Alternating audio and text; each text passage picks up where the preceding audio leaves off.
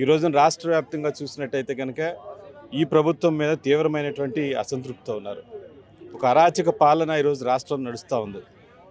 చంద్రబాబు నాయుడు గారు ఎక్కడ ఏ కార్యక్రమం పెట్టినా కానీ రాష్ట్ర వ్యాప్తంగా ఎటువంటి కార్యక్రమం పెట్టినా జనాలందరూ కూడా లక్షలాదిగా ఆ కార్యక్రమాన్ని హాజరై విజయవంతం చేస్తూ ఉన్నారు.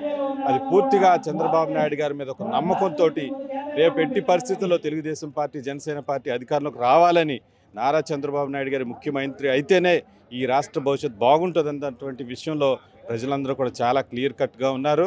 రేపు చంద్రబాబు నాయుడు గారి కోసం రాష్ట్ర ప్రజలందరూ కూడా ఎదురు చూస్తూ ఉన్నారు. చంద్రబాబు బీసీ ద్రోహి అని జగన్మోహన్ రెడ్డి వ్యాఖ్యానిస్తున్నారు. దాని పట్ల మీ పార్టీ తరఫున ఏం చెప్పదలుచుకున్నారు? జగన్మోహన్ రెడ్డి ప్రతి మీటింగ్లో కూడా చెప్తా ఉన్నాడు, నా బీసీలు, నా ఎస్సీలు, నా ఎస్టీలు అని. కానీ అది కేవలం బూటకపు మాటలు, అబద్ధపు మాటలే. అధికారంలో రాకముందు ఒకటి చెప్పాడు, వచ్చిన తర్వాత 56 కార్పొరేషన్లు అన్నాడు. ఎక్కడన్నా ఒక ఆఫీస్ అన్నా ఉందా? ఒక కుర్చీ అన్నా ఉందా? చైర్మన్లు కానీ మెంబర్లు కానివ్వండి, ఆ కమ్యూనిటీకి సంబంధించినటువంటి బీసీ కార్పొరేషన్కి సంబంధించిన 56 కార్పొరేషన్లు ఏవైతే ఉన్నాయో వాటికి సంబంధించి ఒక్క రూపాయన నిధులు కేటాయించి ప్రజలకు మేలు చేశారని చెప్పి నేను అడుగుతా ఉన్నాను. ఎక్కడా కూడా లేదు. వాళ్ళ పదవులు అయిపోయినాయి, మళ్ళీ ఇంకోళ్ళు ఎక్కుతా ఉన్నారు. కేవలం రాజకీయ పునరావాసం కోసం 56 కార్పొరేషన్లు పెట్టి వాళ్ళ నాయకులు కూర్చోబెట్టాడు తప్ప ఇక్కడ బీసీలకి ఎటువంటి ఒరిగింది ఏమీ లేదు. ఎక్కడా కూడా ఒక్క రూపాయి కూడా న్యాయం జరగలేదు.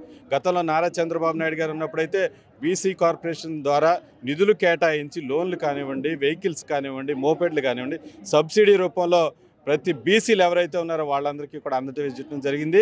బీసీలకి ప్రత్యేకమైనటువంటి గౌరవం దక్కిందంటే అది తెలుగుదేశం పార్టీలోనే. ఈ వైసీపీ ప్రభుత్వం ఎక్కడ దక్కలేదు. వాళ్ళందరినీ కూడా ఓటు బ్యాంక్ రాజకీయాలకు వాడుకోవాలని మళ్ళీ మాయ మాటలు చెప్పి ఈ రోజున ముందుకు వస్తూ ఉన్నారు. ఈ రోజున యాత్రలు చేస్తూ ఉన్నారు. ఎక్కడా కూడా జనాలు వచ్చినటువంటి పాపాన్ని పోలేదు. ఖాళీ కుర్చీలకి వాళ్ళు మీటింగ్లు చెప్తా ఉన్నారు, బస్ యాత్రలు అని చెప్పేసి మాయ మాటలు, అబద్ధపు మాటలు మళ్ళీ ప్రజల్లోకి తీసుకెళ్లాలని చెప్పి చూస్తూ ఉన్నారు. ప్రజలు ఎటువంటి పరిస్థితుల్లో నమ్మే పరిస్థితులు లేరని కూడా తెలియజేస్తా ఉన్నాం. బందర్ పార్లమెంటు నియోజకవర్గం కానీ ఏమి సందేశం ఇవ్వబోతుంది తెలుగుదేశం పార్టీ? ఇక్కడ కృష్ణా జిల్లా అంటేనే మనందరికీ తెలిసినటువంటి విషయం. తెలుగుదేశం పార్టీకి కంచుకోట లాంటిటువంటి జిల్లా. ఇప్పుడు ఈ జిల్లాలో ఉన్నటువంటి 7 నియోజకవర్గాలు, ఈ పార్లమెంట్కి సంబంధించినటువంటి 7 నియోజకవర్గాల్లో కూడా రానున్నటువంటి రోజుల్లో 7 తెలుగుదేశం పార్టీ ఇన్ఛార్జీలు ఎవరైతే ఉన్నారో, అభ్యర్థులు ఎవరైతే ఉంటారో వాళ్ళందరూ కూడా తప్పకుండా గెలుస్తారు.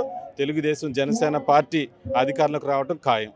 గుడివాడలో ఈసారి జరగబోయే ఎన్నికల్లో కొడాలి నాని ఖచ్చితంగా ఇంటికి పంపించే పరిస్థితి ఉందంటారా? తప్పకుండా అండి. ఎందుకనంటే ఎన్ని మాటలు అన్నాడు ఇష్టానుసారంగా, అంటే నోటికి ఏదొస్తే అది మాట్లాడినటువంటి కొడాలి నానిని ఈ రాష్ట్రంలో, ఈ నియోజకవర్గంలో, రాష్ట్రంలో ప్రజలందరూ కూడా ఆశ్రయించుకోవడం జరిగింది.